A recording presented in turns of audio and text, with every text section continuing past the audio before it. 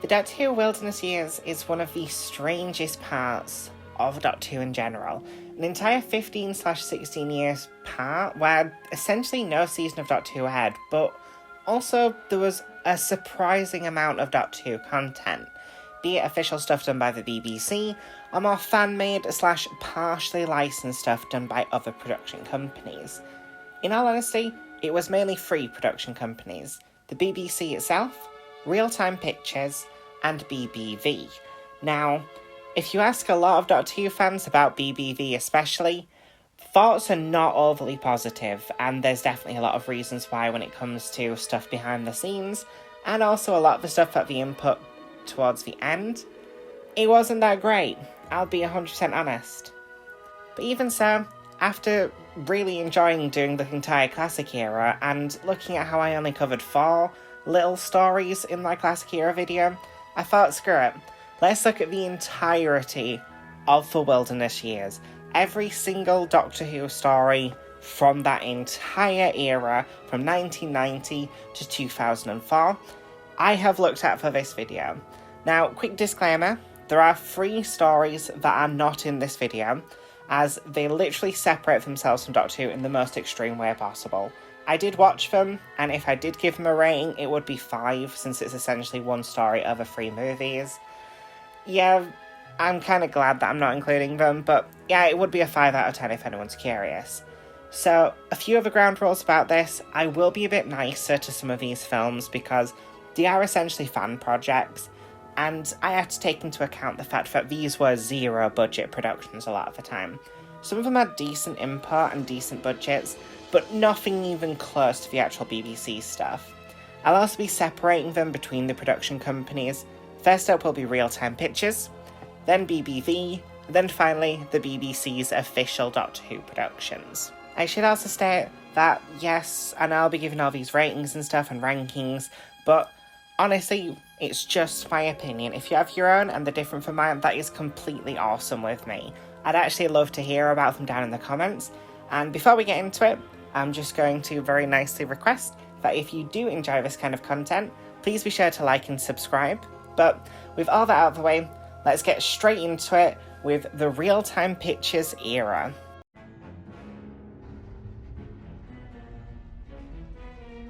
Real-Time Pictures are kind of odd when it comes to releasing Doctor Who related stuff. Despite releasing their first Doctor Who content before the show had even ended, they also didn't release as much as you'd expect them to.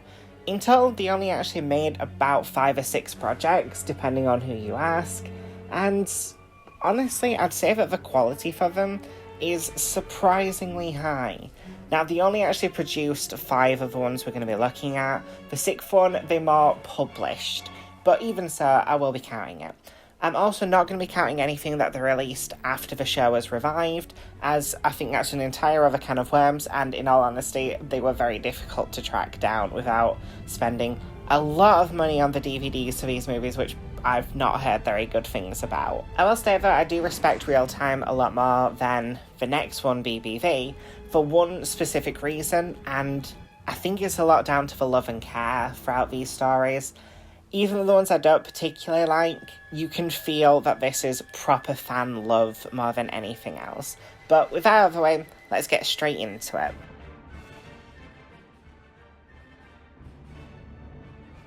Wartime's a 30-minute short focused on Sergeant Benton, a companion/unit member between the 6th to the 12th or 13th season, if I remember correctly.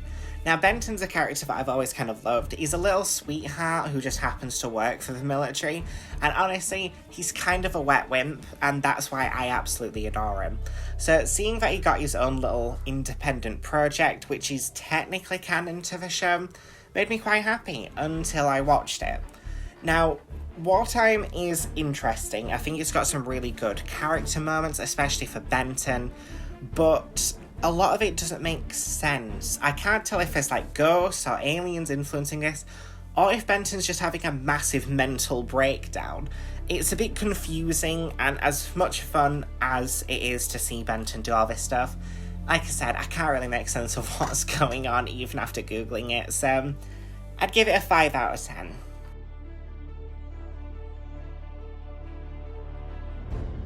Dimensions in Time is essentially the Doctor Who fans' boogeyman. It is an interesting 30th anniversary comedy special done for children in need. And it's not great. A lot of the plot doesn't make any sense. Are the Doctors the same Doctor, or are they switching between them? Is the companion one person, but no, sometimes it's two? Also, the Rani's here because, okay, why not? The first two Doctors are terrifying to look at in their little CG head things. And yeah, this entire thing is also a crossover with EastEnders, which is one of the funniest things ever. And fans despise this, and you know what? I agree. But this is also my kind of so bad it's good. It's only 15 minutes long. It's really stupid, and it's really, really, really funny. So I actually give it a 4 out of 10. It's still bad, but I would recommend you give it a watch at least once.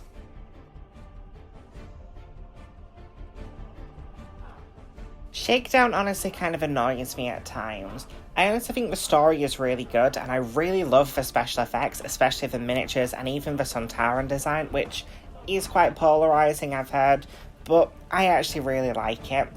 My issue with it is that they seem to have spent all the money on the effects and stuff, whilst the actual camera itself looks shit, and the actual, audio recording, another big part of making a movie, is also horrific. Like, the cast are honestly brilliant. This looks like it could have been a proper production. It's that level of good casting and good miniatures. And the fact that they wasted by basically forgetting to put anything into camera or audio budget really annoys me. Even so, I do actually really enjoy this story. It's written by Terrance Dicks, who created the Sontaran, so it helps out a ton. And yeah, honestly, if you can track down a copy of this, I'd highly recommend it. 7 out of 10.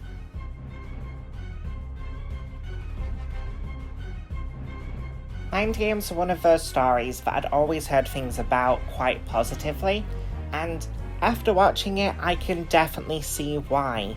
Once again, written by Terrance Dicks, and it's literally just a human character, a Sontaran, and a Draconian from the Third Doctor's era just in a room together for 30 minutes. It sounds really boring until you realise that the script is basically dissecting each of the archetypes, fully exploring what they'd do if they were just stuck in a room. I love the fact that Sontaran a lot of times just looks confused that he can't just murder everyone. He has to use his brain, and it's something he doesn't process. The Draconian is still feeling a bit uncomfortable with the human doesn't trust either of the aliens, and the weird little mastermind working in the background is a very interesting race and character. I honestly really loved Mind Game. My main issue was that it was too short, but even so, this is an 8 out of 10, easy.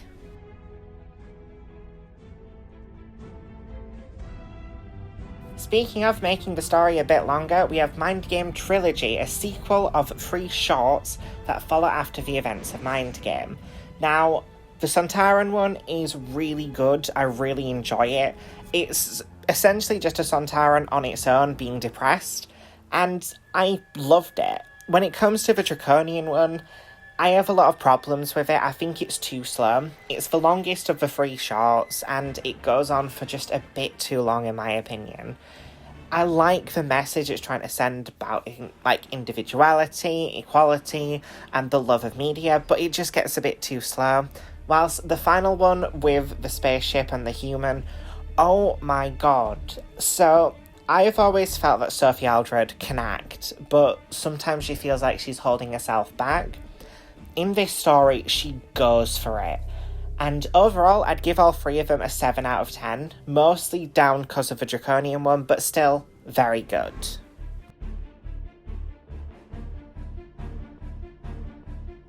Deimos Rising is honestly a really disappointing end to the real-time era. I really thought that they started to get what they needed to do with each story, and yeah, for this one, it just didn't really match for me. It's a sequel to The Daemons, all the way from the Third Doctor's era, and it has Kate coming back from Downtime as a sort of sequel to that story, but overall, it just feels really cheap. A lot of the sets are basically just the same house, all the stuff in the caves and the really bad CGI looks horrific even for the budgets of these kind of stories. Kate's weirdly forgotten about the events of Downtime, as in this story she seems constantly confused about the supernatural and sci-fi elements happening. The whole thing's honestly just really messy. The only reason I'm giving it a 4 out of 10 is I think that the horror aspects of this story work really well. There's some great creepy moments, and overall the acting's quite good. But still, this is the sad end for the real-time era.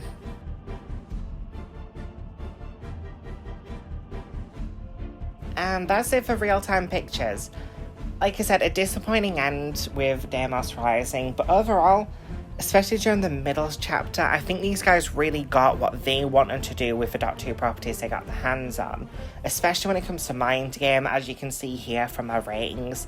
I really loved that story. I wish that got remade or something into like a proper Dot 2 episode with like a companion, the Doctor, and two monsters just kind of stuck in a room together. And when we change it over to rankings, obviously we know what number 1 was going to be, but overall, apart from two kind of meh stories for me, I do think Real-Time got what they needed to do as fan/semi-official projects. I really liked what they were trying to do at times, even if it didn't always work, and I wish we got more from Real-Time. I think they could have done a lot, and when it comes to dealing with stuff during the Wilderness years, they were pretty much a fan's best bet when it comes to quality, because, oh boy, the guys we're going to be looking at next range so aggressively wildly with quality, it's kind of funny at times, I'll be honest.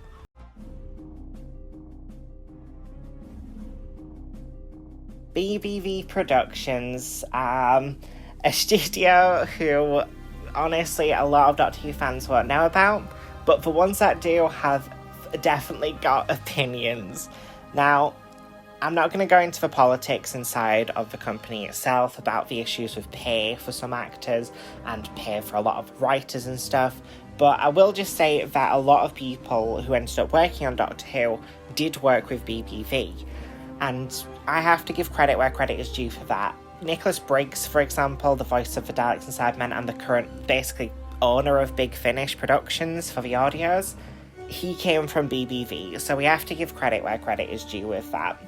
And one thing I'll also state when it comes to BBV compared to Real-Time, Real-Time only did a couple of projects every year or so, maybe 2 or 3 years at times. BBV were on it. Multiple years, have at least 2 projects per year, and all the way from when they started to the year 2000, they released at least 1 project per year, which is commendable, I will state. They also had lots of sub-series, which we'll go through.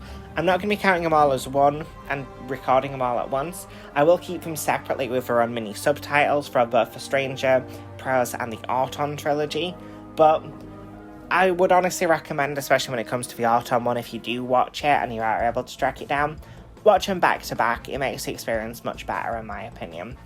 But with that quick introduction out of the way, let's get into the most confusing and mixed Doctor Who non-official/official era.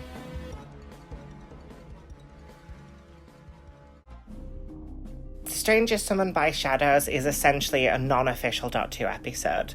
It features Colin Baker playing a guy called The Stranger, who is an arrogant, egotistical alien who has a friend called Mrs. Brown, played by Nicola Bryant, who played Perry Brown, who's essentially a British version of Perry.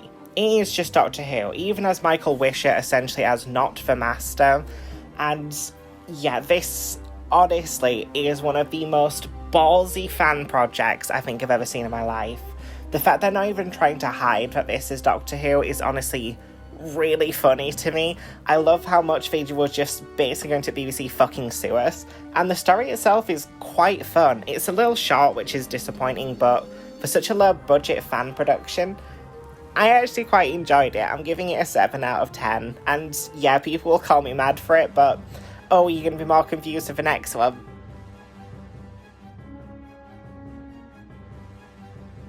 More Than a Messiah is the second part of the Stranger's 6-film era, and this is a proper Doctor Who episode. This time, there's not even any kind of subtleties.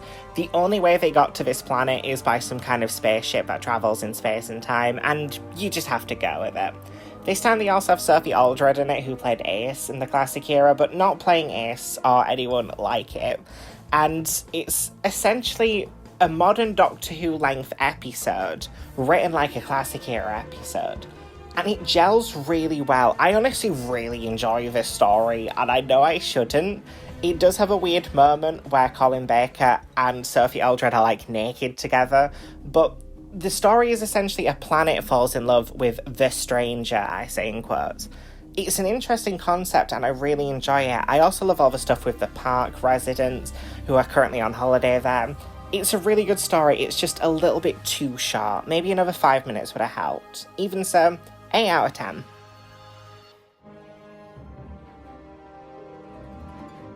In Memory Alone is the third of the Strangers' little 6-part series, and the last one I'll be looking at for this video, as the next 3 completely distance themselves from Doctor Who and completely establish their own thing. There are elements of that in Memory Alone, but I'd still say it's stand enough alone that it could count as the last part of a little Doctor Who rip-off trilogy. And it's a good way to end it. It's written by Nicholas Briggs and even starring Nicholas Briggs, so that helps a lot with the Doctor Who-iness.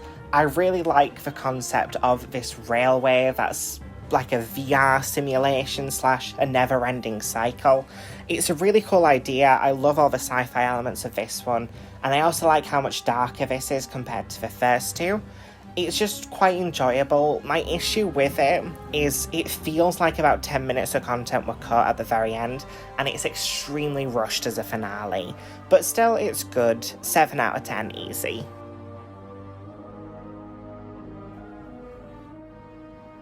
The Zero Imperative is the first of the Probe era of Classic Who knockoff stuff, this time though with an officially licensed character, following Dr. Elizabeth Shaw from the third Doctor's era, one of my favourite Doctor Who companions if I'm being honest. And for this first one, with her own little non-unit organisation, it's bad, and that really does upset me. Like I said, I love Dr. Shaw, and I love when Doctor Who gets supernatural compared to sci-fi, as they do it so rarely. And since with this entire little 4-part series, because I'll not be covering part 5, it's just disappointing. It feels like a story that's half-baked. A lot of stuff just happens because the plot requires it to. It's difficult to follow at times as it's so messily written. Liz honestly doesn't do anything, and yeah, it's just not very good. I honestly find it boring. I struggled to even focus after a while. It's a 3 out of 10, mostly because the production design wasn't that shit, and it has Liz in it.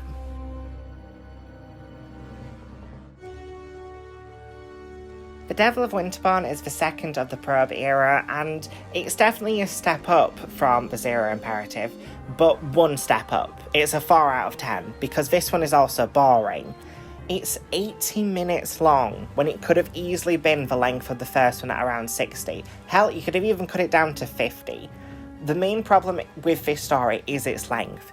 There's a lot more plot in this one, and it's definitely a much better concept and a much better story, but it's so long when it doesn't need to be. It feels like the plot is constantly stopping just because it needs to hit this 80-minute mark. The twist at the end is quite good, I will say, and Liz gets a lot more to do with this one, with her own kind of cop companion, which is nice. But most of this story is just sitting there and waiting for something to happen. It's boring, nothing happens for half of it. Even so, I'm going to give it a 4 out of 10 just because it is better written. It's just, it needs more content.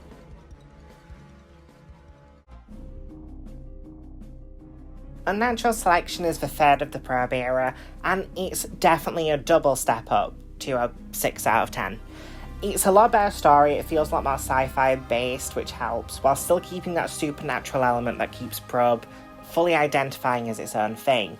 Liz is actually like properly doing stuff in this story compared to the last 2, which I massively appreciate, and I do love the concept of an alien kind of mixed with a human that's turned mad but also full of love.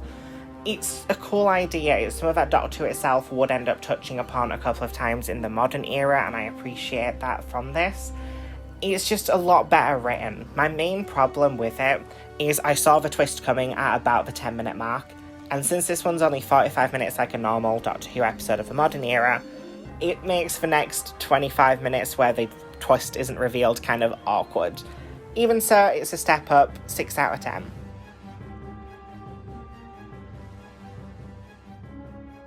The Ghost of Winterborn is the fourth of the Probe series and the last one I'll be looking at, and I honestly don't have much to say. It's just more of the fucking 18-minute long Devil of Winterborn, but actually stuff kinda happens in this one. It's essentially just a epilogue to the previous story, with that basically being the entire thing. I have nothing else to say. It is completely fine. It's a shame this is how the Probe series ended properly, as this is the last time Caroline John would play Liz when it comes to televised/movie stuff. There is a fifth Probe story, just for full transparency, but it came out after 2004, and actually came out after Caroline John died, and BBV saw the Probe sales go up, so they made another one without her. What the hell? That is disgusting. So, yeah, this is the last of Dr. Shaw, and it's a 5 out of 10. The Probe series was quite disappointing to me.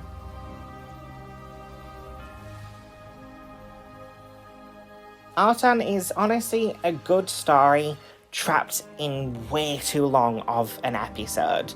It's 60 minutes long when it could have easily been 45, and I think if it was, I would like it a lot more. Autumn is the first properly licensed stuff by BBV, where they actually got the rights to do the Autons, and it's nice to actually see them. And the masks in this one are creepy as they were in the 70s. They're just so disturbing of the Autons. The uncanny valley nature of them is just really cool. I also like the main character in this one, with him being a psychic. I also love the scientist lady companion in it. I think they're both really good leads and help this film go really well throughout. But like I said, the main problem is its length. There's about 15 minutes of filler footage, which gets really boring. And even though I know the classic era had a lot of filler, usually they'd actually have some kind of relevance or character moments. This is not that. It's a 6 out of 10, but I'm looking forward to part 2.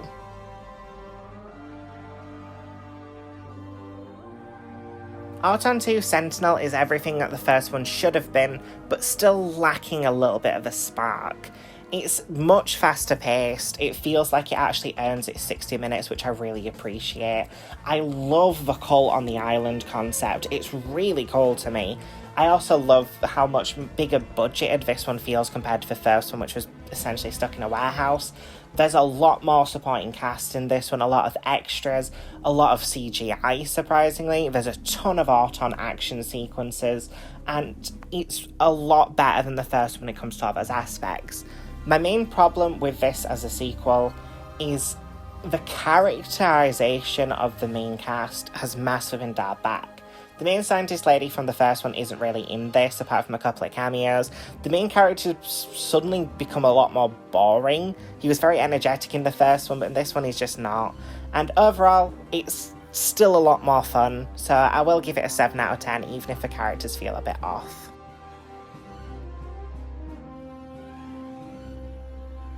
Autumn 3 is the conclusion to the trilogy, and even though its subtitle is The Awakening, only about 5 Autons actually awaken on screen at once. The CG is still very good from the previous one. It's nice that the cast of the first one and the new one introduced in the second one combined together. And if you're wondering what new cast for the second one, you didn't mention that, it's because they're basically irrelevant in that plot and they're all killed off in this one with absolutely no fanfare. My main problem with Autumn 3 is the pacing again. It does not justify its 60 minutes like Autumn 2 did.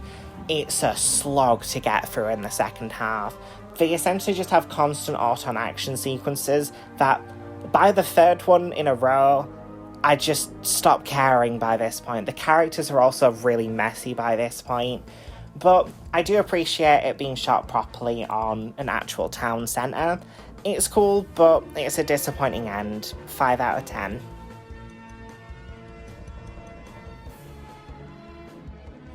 Now, Cyberon is actually one of the few Wilderness Years stories I'd actually seen prior to doing my big video and stuff, and I remembered none of it, and after rewatching it, I can remember why I remember none of it.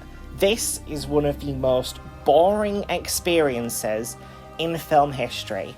It is 60 minutes of nothing happening. It is a mess. The first 40 minutes are in Act 1. The next 5 minutes are Act 2. And the last 10 minutes are the Act 3. The pacing is just tragic. The characters in it are horrific. The actual Cyberons themselves are one of the funniest, so bad it's good things I've seen in a long time. And overall, I nearly fell asleep whilst watching this again. I had to watch it a third time just to make sure I didn't miss anything. But no, it's just shit. Solid 2 out of 10. Worst one so far for this video.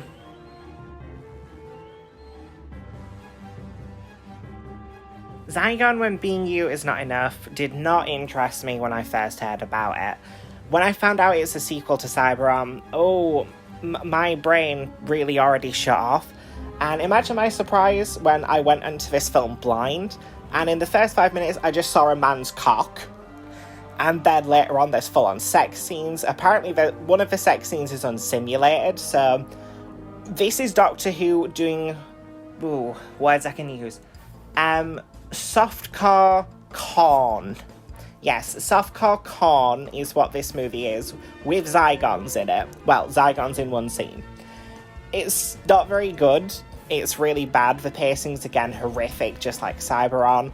It was meant to be released in 2003, but took till 2008 for special effects and editing, which are not in the film. And yeah, it's an absolute mess, but I'm giving it a 3 out of 10 instead of a 2 for the sheer balls of making a Doctor Who corn film. Kudos where it's due.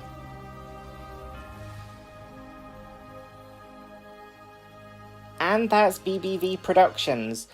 A very mixed kind of production studio for me. There's definitely some highlights, as you can see from my ratings. I really do love More Than a Messiah. I think it's brilliant and would love to see it properly adapted into a real Doctor Who story. I honestly think it's that level of good and interesting. You also have some good stuff like the other 2 Stranger stories that I've covered. The second Auton film is really good. I just wish that it had a bit more when it came to characterization. And then the rest of it is either decent, mixed, forgettable, and then we go into just bad, and oh my god, Cyberon is horrific. As you can see from my actual, rankings, we all knew where Cyberon was gonna be. And yeah, BBV made a Doctor Who corn film, which had Zygons in it, which is just so strange. Why? I get it was softcore corn, but still, what is this? Why is this a thing? And the amount of censoring I had to do when I was editing the clips, where any clip with nudity, I was just like, nope, not putting that even in blurred, I'm not risking it. It's so weird. Overall, BBV are a mess. I really love some stories, I really hate some stories, and yeah, if this was where fan films were still going by the end of the Wilderness Years with Cyberon and Zygon, I'm really, really glad the show has revived, because any more of this, nah, I'm gonna pass. Thankfully though, before this video ends, there are some stuff from the official BBC stuff, and yeah, let's look at them next.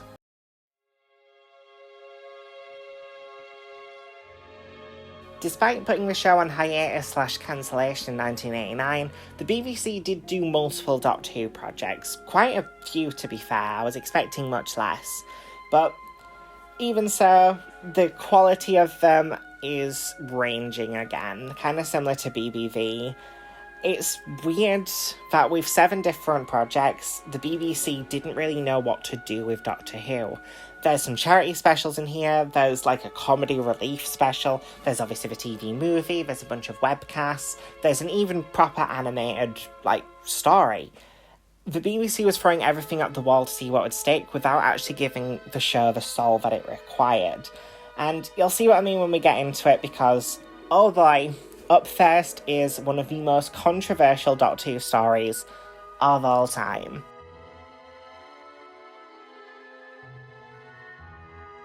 Downtime's another story where people definitely argue if it's canon or not. I say it definitely is, since it explains how the Great Intelligence got into the internet for the modern era, as well as doing a lot of great character work for some of the classic companions. So in this story, it has the Brigadier basically hunting down the Great Intelligence to save Victoria, all the way back from season 5, and also Sarah Jane and Professor Travers are in it, because why not? It's written by the same guy who did Ghostlight, so there's a lot of weird metaphorical shit throughout, which, once again, I kinda like. I also really like how Kate Stewart is introduced in this, which is one of the coolest things that this does, introducing one of my favourite characters of the modern era into just this weird little TV movie thing. And yeah, Downtime's available on my channel if you want to watch it. It's really fun, it's really silly, a bit too short, it feels like it runs out of steam and needs another 10 minutes, but hey ho, solid 7 out of 10.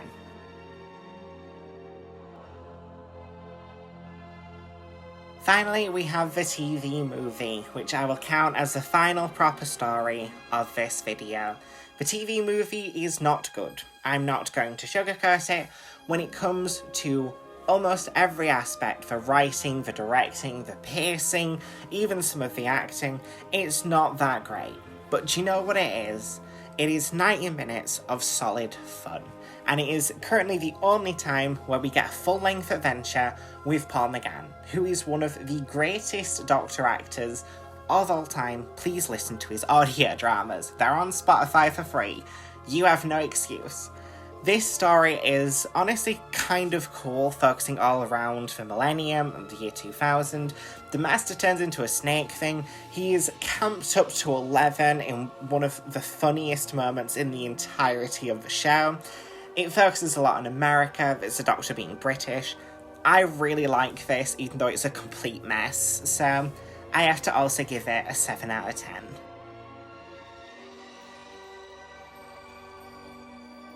The Curse of Fatal Death is essentially a parody of Doctor Who that's, at the time, could have been seen as canon, as they do call the Doctors the 9th, 10th, 11th, 12th and 13th incarnations. And it's also written by Stephen Moffat, who would obviously end up writing for the main show and even becoming showrunner. And I love it. I know that it's a Marmite production. Some people love it, some people hate it. Yes, some of the comedy is very dated, but it is so funny to me. It's exactly my kind of sense of dry, kind of witty, but also lowbrow humour kind of combined together. I love all of the Doctor actors in this, from Hugh Grant, Joanna Lumley, Jim Broadbent, and of course Rowan Atkinson, and a certain someone who I'll be mentioning later on. I also just love how the 13th Doctor is a woman. That's just some funny coincidental stuff. I love this, I'd highly recommend watching it, it's free on YouTube, it's a 10 out of 10.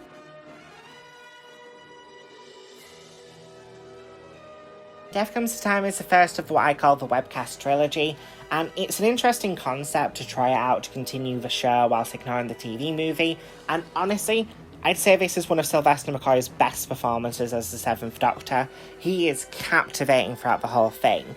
I also don't mind the new companion being like this alien who doesn't really understand stuff, and Stephen Fry is randomly in this too as another Time Lord. But everything else about it is messy. There's about 7 different subplots going on that twist together, that don't really blend at all, like space vampires, these space Nazis, whilst all these like indigenous people being protected by Stephen Fry. Ace is having her own subplot as well, even though it's obvious that she departed from the Doctor years ago by this point. The whole thing is a mess.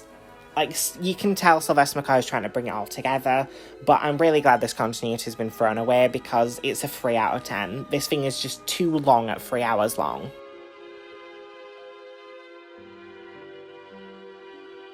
Real Time, no relation to Real Time Pictures, is a Cyberman story with the 6th Doctor and another webcast story.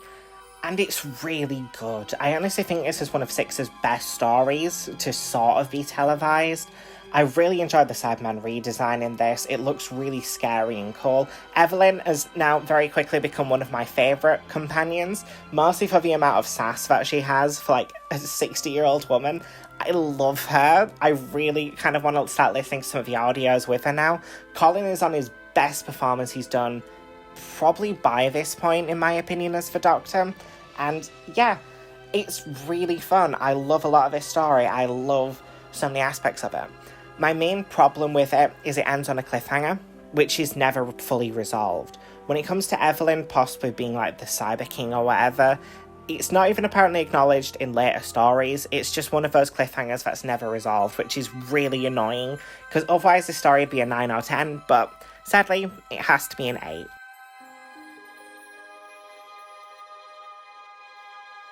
Shada, or Return to Shada, is the second 8th Doctor story in this video, so I can still keep the title of the 8th Doctor era, Leave Me Alone. And it's fine. It's decent. It's essentially just a remake of, at the time, the unfinished serial Shada, but with the 8th Doctor instead. There's a little interlude at the start to explain why we're redoing Shada again, and it works quite well. My main problem is a few of the changes that they made just don't work for me. I think the original story handles the pacing better at times. This felt like it was trying to rush at moments for bits that they didn't like in the original script whilst trying to add their own new stuff, and yeah, I'd say overall it's still decent, but since Shada has now been animated, and I understand this is in retrospect, there's not really much point in going back to this. Paul is obviously on top form. I love the 8th Doctor, but like I said, with the animation now complete, you may as well just watch the 4th Doctor version. It's a 6 out of 10.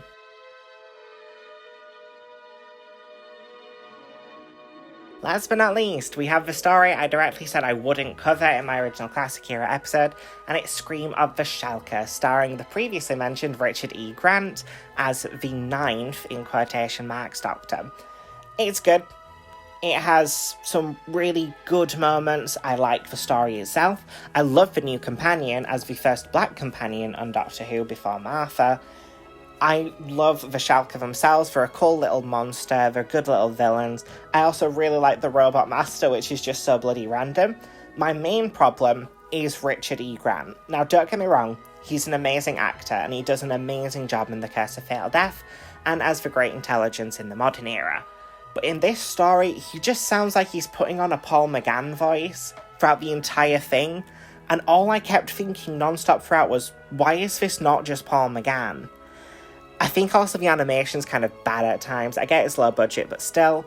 And because of those two factors, it really damages my enjoyment, so I can only give it a 6 out of 10.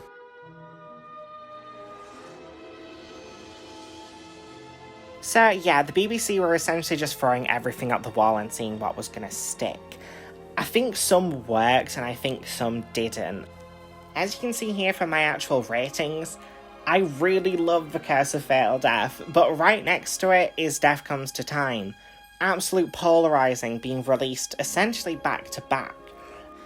And that's how I kind of feel towards the Wilderness era as a whole, but the BBC one really amplifies it, and changing it over to the rankings, it was pretty clear where everything was going to be, because they are just so varied in quality.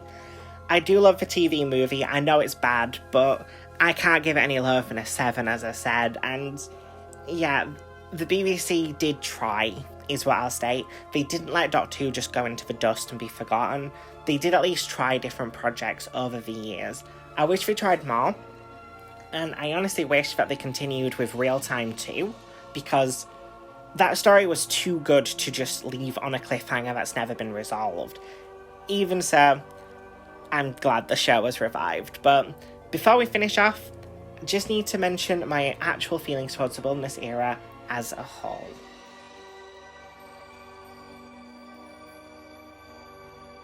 Despite how many problems I have with the Wilderness era, there is one thing that comes to mind when I'm watching these stories, and it is love and passion. It's all I feel throughout all the stories, even the ones that are absolute shit like Cyberon. You can tell that there is fan passion behind it. These are Doctor Who fans who are so upset that their stories have come to an end. They're trying to make their own to continue it, to continue the world, to continue the lore. And when it comes to The Stranger, literally just continuing the stories of the 6th Doctor. I really appreciate that the BBC kept trying new things, even when the show was very much dead. But when it comes to the fan stuff, even when you can barely hear what's being said because we don't have any audio mixing, you can barely see what's going on because the cameras used were so low quality and cheap, you can feel the love. Everything was tried, officially licensed characters were used, and even if it's crap, I honestly respect it, because it takes a lot to just do a fan project. Never mind doing a fan project where you actually license specific characters and get such amazing writers like Terrence Dicks and Mark Platt. It's just so cool to see. It's so much passion and care, something that not many other shows would have gotten by this level. It's honestly really sweet. I do love a lot of aspects of it. Like I said, Marvin and Messiah is surprisingly good and should be properly adapted into a Doctor Who episode, as should Mind Game. Both absolutely amazing stories. And even for the stuff I didn't enjoy, like a lot of the Probe series, I can see why some fans do enjoy that, and it's really amazing to see Caroline John return as Liz for what is essentially the final time. I love what the Wilderness era represents more than I love the stories that are shown. And I would honestly recommend that, as difficult as they are to find, fans do try and find them. On my Samantha Reviews channel, I've been able to put Downtime and Wartime onto that channel for fans to watch. And I would recommend it, especially Downtime. Give that one a watch. I'm trying to get stuff for The Stranger and a few of the others, but they are getting copyright stricken. I'll work on it in time, and hopefully I'll be able to get them all up there eventually, but until then, I'd say try and track them down or try and purchase them. They're definitely worth it. Even the ones that are bad are still worth watching at least once. And yeah, with that out of the way, that's all I need to say. If you do enjoy this video, please be sure to like and subscribe. And with all that out of the way, thank you for watching, thank you for enjoying, and I'll see you all next time. Toodles!